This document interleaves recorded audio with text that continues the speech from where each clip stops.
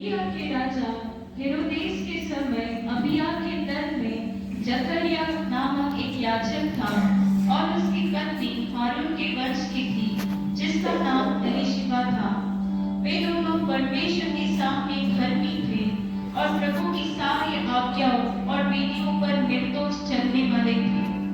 उनकी कोई भी संतान न थी, क्योंकि एलीशिबा बांझ थी और वे दोनों बूढ़े थे। जब वह अपने दल की पारी पर परमेश्वर के सामने याजक का काम करता था, तो याजकों की रीति के अनुसार उसके नाम पर चिट्ठी निकली कि प्रभु के मंदिर में जाकर धूप जलाए। धूप जलाने के समय लोगों की सारी मंडली बाहर प्रार्थना कर रही थी। उस समय प्रभु का एक स्वर्गदूत धूप की वेदी के दाईं ओर खड़ा हुआ उसको दिखाई दिया। जकरिया देखकर घबराया और उस पर बड़ा भय छा गया। हे जकरिया, भयभीत ना हो, क्योंकि तेरी प्रार्थना सुन ली गई है और तेरी पत्नी एलीशिबा से तेरे लिए एक पुत्र उत्पन्न होगा और तू उसका नाम यूहन्ना रखना। यह मैं कैसे जानूं, क्योंकि मैं तो बूढ़ा हूँ और मेरी पत्नी भी बूढ़ी हो गई है। मैं जिब्राइल हूँ, जो परमेश्वर के सामने खड़ा रहता है, और मैं तुझसे बातें करने और तुझे यह सुसमाचार सुनाने को भेजा गया हूँ। देख, जिस दिन तक ये बातें पूरी ना होले, उस दिन तक तू मौन रहेगा और बोल ना सकेगा, इसलिए कि तूने मेरी बातों को जो अपने समय पर पूरी होगी प्रतिज्ञा ना की। 6वें महीने में परमेश्वर की ओर से जिब्राइल स्वर्गदूत गलील के नासरत नगर में एक कुंवारी के पास भेजा गया, जिसकी मंगनी यूसुफ नामक दाऊद के घराने के एक पुरुष से हुई थी। उस कुंवारी का नाम मरियम था।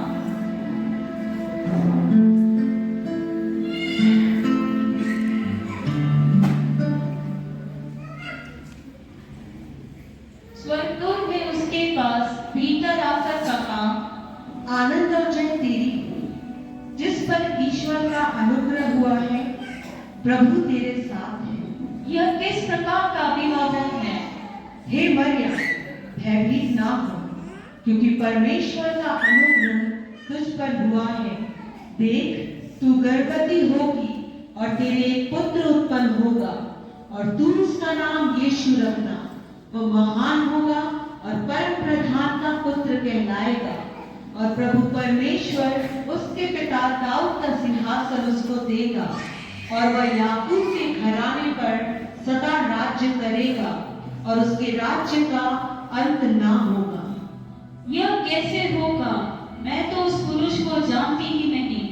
पवित्र आत्मा तुझ पर उतरेगा और परम प्रधान की सामर्थ तुझ पर छाया करेगी, इसलिए वह पवित्र जो उत्पन्न होने वाला है परमेश्वर का पुत्र कहलाएगा। और देख, तेरी कुटुंबनी एलीशिबा के भी बुढ़ापे में एक पुत्र होने वाला है। यह उसका जो बांझ कहलाती थी 6वां महीना है, क्योंकि जो वचन परमेश्वर की ओर से होता है वह प्रभाव रहित नहीं होता। देख, मैं प्रभु की दासी हूँ, मुझे तेरे वचन के अनुसार हो। तब स्वर्गदूत उसके पास से चला। यीशु मसीह का जन्म इस प्रकार से हुआ कि जब उसकी माता मरियम की मंगनी यूसुफ के साथ हो गई, तो उनके इकट्ठा होने से पहले ही वह पवित्र आत्मा की ओर से गर्भवती पाई गई। अतः उसके पति यूसुफ ने, जो धर्मी था और उसे बदनाम करना नहीं चाहता था, उसे चुपके से त्याग देने का विचार किया। जब वह इन बातों के सोच ही में था, तो प्रभु का स्वर्गदूत उसे स्वप्न में दिखाई देकर कहने लगा, हे यूसुफ, दाऊद की संतान, तू अपनी पत्नी मरियम को अपने यहाँ ले आने से मत डर, क्योंकि जो उसके गर्भ में है वह पवित्र आत्मा की ओर से है। वह पुत्र जनेगी और तू उसका नाम यीशु रखना, क्योंकि वह अपने लोगों का उनके पापों से उद्धार करेगा।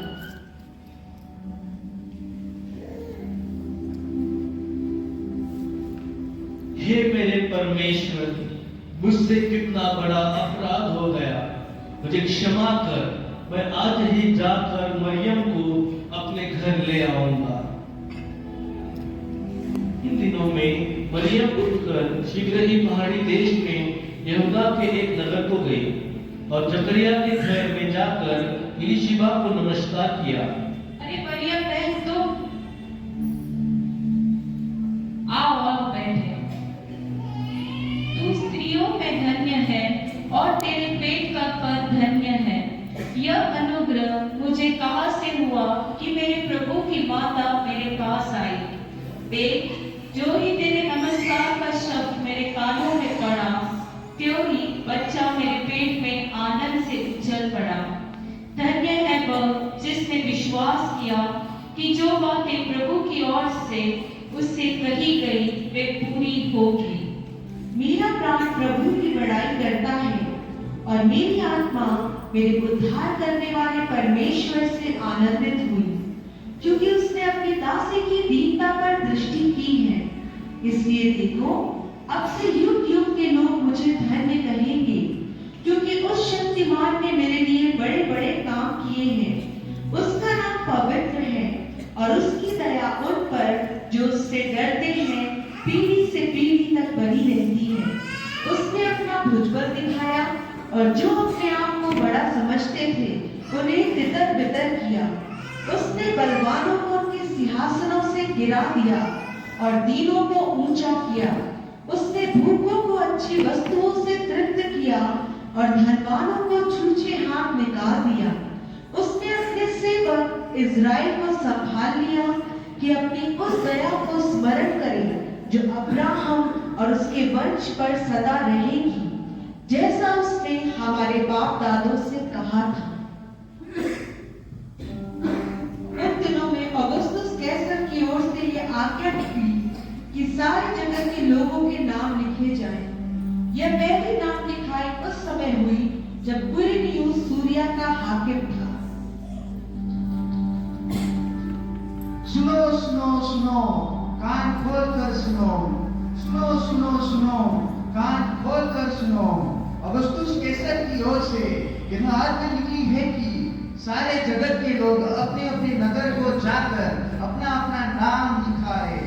सुनो सुनो सुनो, कान खोल कर सुनो। और सब लोग नाम लिखवाने के लिए अपने अपने नगर को गए।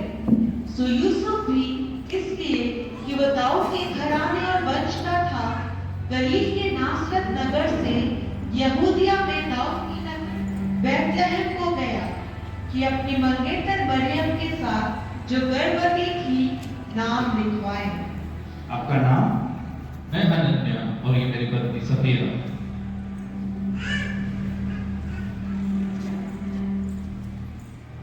सफर की विपदा मरियम यूसुफ सहते हैं और कहते हैं, गरीब है बस नगर हमारा, आपस में यूं कहते हैं। सफर की विपदा मरियम यूसुफ सहते हैं और कहते हैं, गरीब है बस नगर हमारा, आपस में यूं कहते हैं। आपका नाम? मैं यूसुफ और ये मेरी पत्नी मरियम। गरीब है बस नगर हमारा, आपस में यूं कहते हैं। सफर की विपदा मरियम यूसुफ। और फिर मरियम और यूसुफ सराय में जगह ढूंढने के लिए जाते हैं। कहिए भाई, क्या काम है? मैं यूसुफ और ये मेरी पत्नी मरियम, हम बहुत दूर से आए हैं और मेरी पत्नी गर्भवती है। क्या हमें रहने के लिए आपके सराय में थोड़ी जगह मिल सकती है? नहीं भाई, माफ कीजिए, हमारे सराय कोई और जाए। सफर की विपदा मरियम यूसुफ सहते हैं और कहते हैं, करीब है बस नगर हमारा, आपस में यूं कहते हैं। कहिए भाई, क्या काम है? मैं यूसुफ और ये मेरी पत्नी मरियम, हम बहुत दूर से आए हैं और मेरी पत्नी गर्भवती है। क्या हमें रहने के लिए आपके सराय में थोड़ी जगह मिल सकती है? नहीं भाई, मेरे सराय में कोई जगह खाली नहीं है, पर हाँ, एक गौशाला है, आप चाहे तो वहां रुक सकते हैं।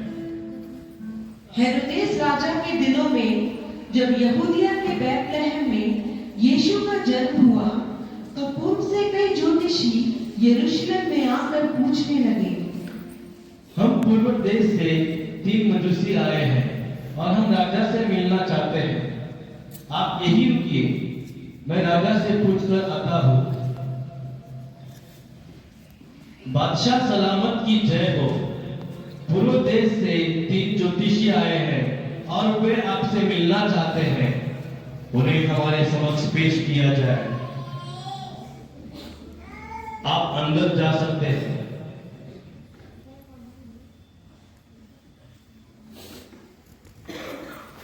बादशाह सलामत की जय।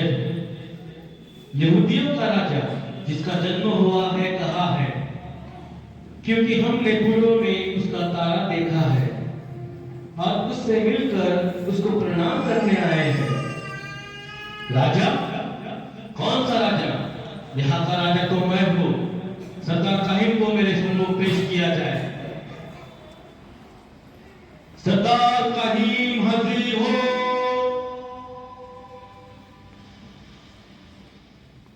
बादशाह सलामत की जय हो। मसीह का जन्म कहाँ होना चाहिए? मैं अभी शास्त्रों में से ढूंढ कर बताता हूँ। यहूदिया के बैतलहम में, क्योंकि भविष्यवक्ता के द्वारा जो लिखा गया है, हे बैतलहम, तू तो यहूदा के प्रदेश में है, तू किसी भी रीति से यहूदा के अधिकारियों में से सबसे छोटा नहीं, क्योंकि तुझ में से एक अधिपति निकलेगा जो मेरी प्रजा इस्राएल की रखवाली करेगा। तुम जा सकते हो। जाओ, उस बालक के विषय में ठीक ठीक मालूम करो, और जब वह मिल जाए तो मुझे समाचार दो, ताकि मैं भी आकर उसको प्रणाम करूं। बादशाह सलामत की जय हो।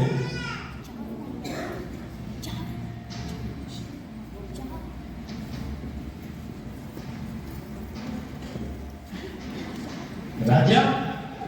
कौन सा राजा? कैसा राजा? यहाँ का राजा तो मैं हूँ। मेरे सिवा और कोई राजा हो ही नहीं सकता। मैं उस बालक को मरवा डालूंगा, उस पेड़ को जड़ पकड़ने से पहले ही उखाड़ दूंगा और उस कली को फूल बनने से पहले ही कुचल दूंगा।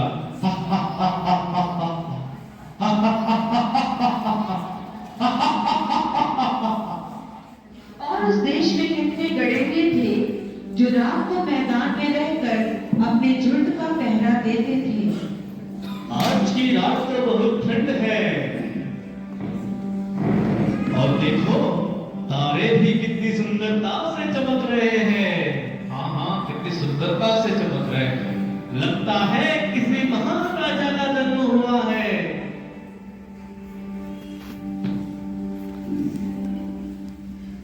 एक राजा है भेड़ों की रखवाली करते थे, एक फरिश्ता पहुंचा सातों आसमानी के।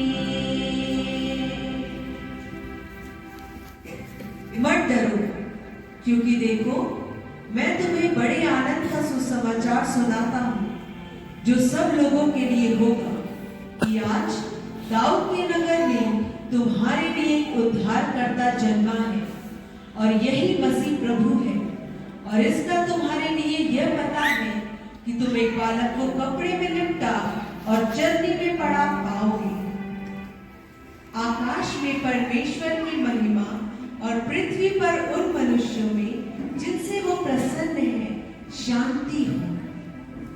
तुम पर डरो उसने कहा, घबराओ गाए जा, बशारते को भेजता है सब आदमियों को राह। आज ही लाओ के शहर में एक ऊंची दुनिया का है पैदा हुआ, तुम सुनो है उसका ये पता। एक बच्चे को तुम पाओगे दाऊद की बस्ती में, कब्रों में लेटा हुआ है और पैदा चढ़ी में। जब कह चुका तो उसके साथ बहुत फरिश्तेगान आसमान से नाज़िल हुए, तब गाते हुए हुसान। आसमान पर आपकी हो नमज़ी, सुना ज़मीं पर भी, खुदा और आदमियों के बीच अब मैं हुआ बही।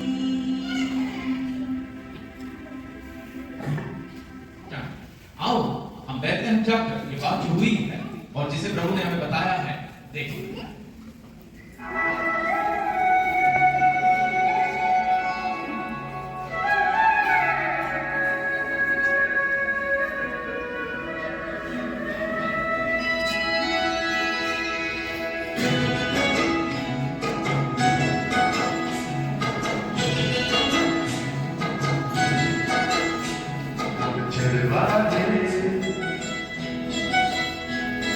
चलवा दे नचे तुमके, चलवा दे नचे तुमके। आज सभी का रहे सुरमी ला रहे, आज सभी का रहे सुरमी ला रहे, मिलके करें वंदना। चलवा दे नचे तुमके, चलवा दे नचे तुमके।